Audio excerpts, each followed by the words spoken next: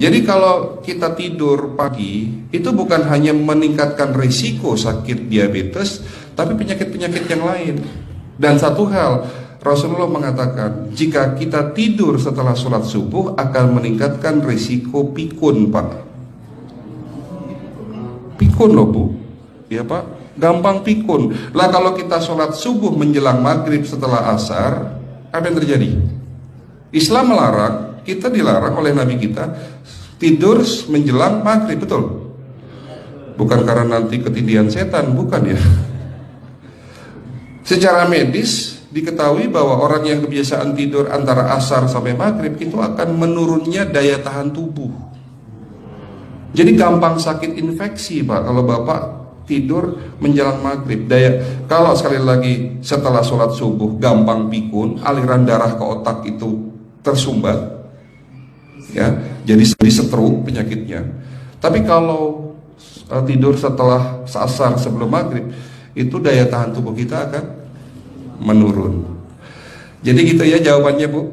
Justru ini yang paling penting, materi terakhir ini 6 langkah praktis. Ya, Bapak bisa lakukan di rumah mulai hari ini. Langkah pertama, mulai hari ini jangan makan malam, Pak.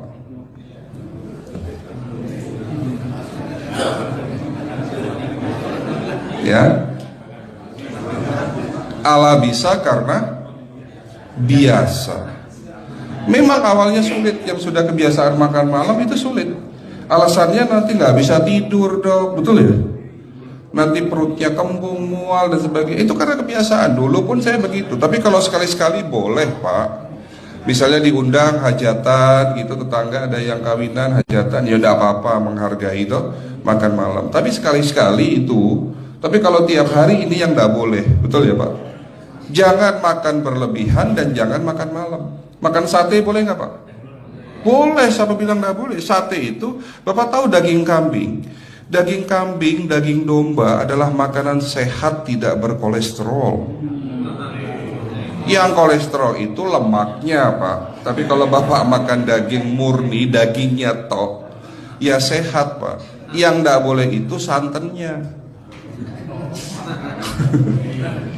Jadi makan gulai itu jangan, kalau gulai sate aja udah, ya, ataupun dibuat apalah, dibuat empal, ya. Oke, itu yang pertama. Yang kedua, tolong catat, jangan tidur larut malam, Pak. Batasan tidur jam berapa, Pak? Jam 11 paling telat harus sudah tidur. Kenapa? Apa penjelasan medisnya? Orang yang tidur di atas jam 11 akan terganggu fungsi livernya, Pak. Dimana liver kita ini fungsinya banyak. Ya, ada 500 fungsi liver loh, Pak. Fungsi jantung ada berapa, Pak? Fungsi jantung 1. Fungsi jantung tugasnya untuk mompa darah. Fungsi ginjal ada berapa? 2. Absorpsi dan filtrasi. Fungsi liver 500 fungsi. Jadi organ yang paling berat dalam tubuh kita kerjanya adalah liver. Liver akan rusak manakala kalau kita tidur di atas jam 11 malam. Berarti 500 fungsi liver bisa rusak, Pak.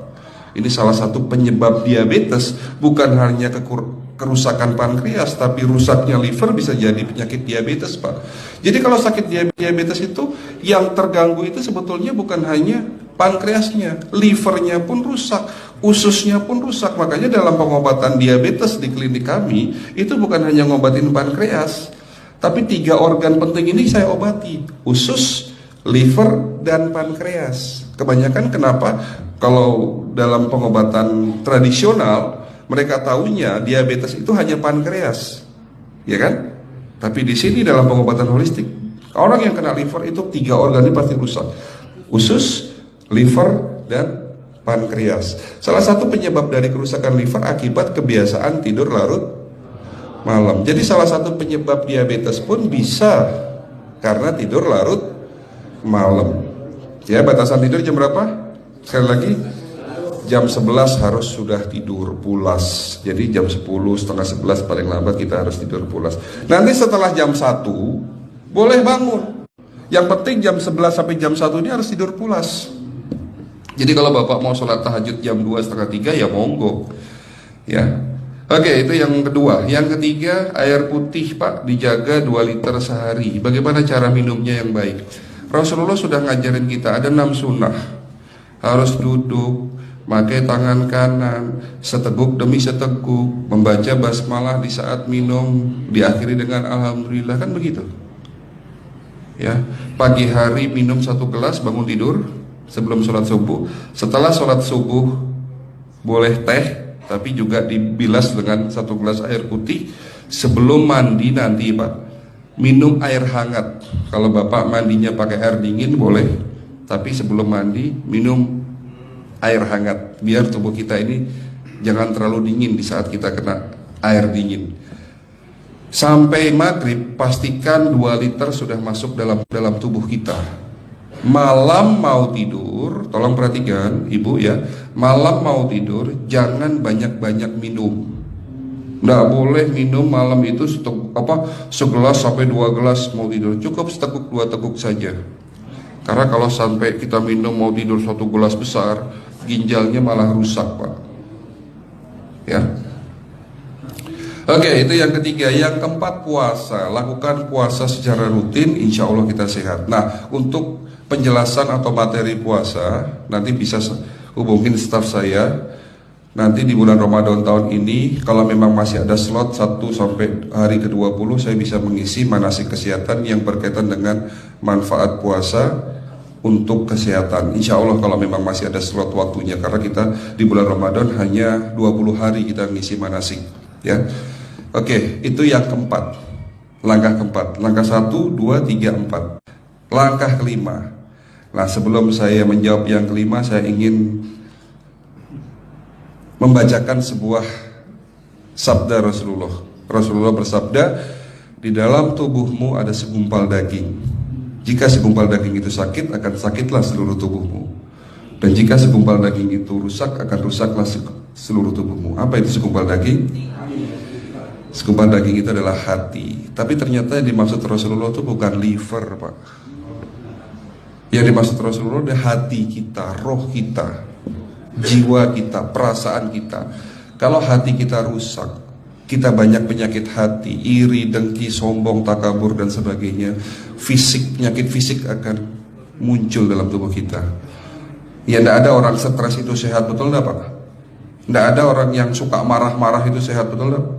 Bahkan Rasulullah mengajar senyum adalah ibadah. Senangkan orang lain, permudah urusan orang lain, insya Allah kita sehat.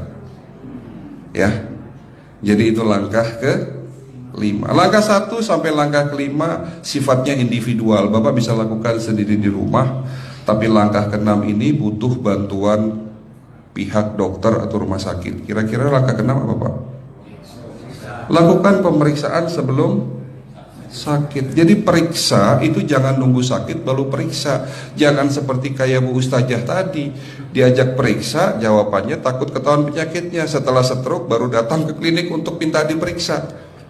Kalau sudah stroke susah nggak nyembuhinnya Pak? Kata kayak beliau nih, sudah 2 tahun tidak sembuh-sembuh karena sudah terlanjur stroke. Tapi kalau beliau melakukan general check up, mohon maaf ya Pak, kalau beliau melakukan general check up rutin, insya Allah tidak akan kena stroke, karena sebelum stroke sudah diobati dulu. Karena stroke ini bisa kita lihat dalam scanning dengan alat yang saya punya, insya Allah kelihatan ini. Oh, ini sudah mulai ada tanda-tanda mau penyumbatan, buru-buru diobati. Memang takut Pak, tapi pesan saya jangan takut. Ya, lakukan pemeriksaan supaya kita tahu, supaya kita kenal. Gitu ya Pak. Jadi kira-kira di jemaah ini ada enggak yang mau saya ajak periksa kita semua? Pesan terakhir dari saya, lakukan pemeriksaan sebelum terlambat. Ini pesan saya dan pesan seluruh dokter di dunia sebetulnya. Lakukan pemeriksaan sebelum terlambat. Ya, karena dengan kita melakukan pemeriksaan kita akan kenal tubuh kita. Kalau sudah kenal kita akan sayang sama tubuh kita. Betul Pak? Ada pepatah mengatakan tidak kenal tidak sayang. Cukup sekian dari saya. Mohon maaf kalau penyampaian kami kurang baik. Akhirul kalam, wabillahi taufiq wal hidayah. Wassalamualaikum warahmatullahi wabarakatuh. Kalau ada pertanyaan masalah teknis nanti langsung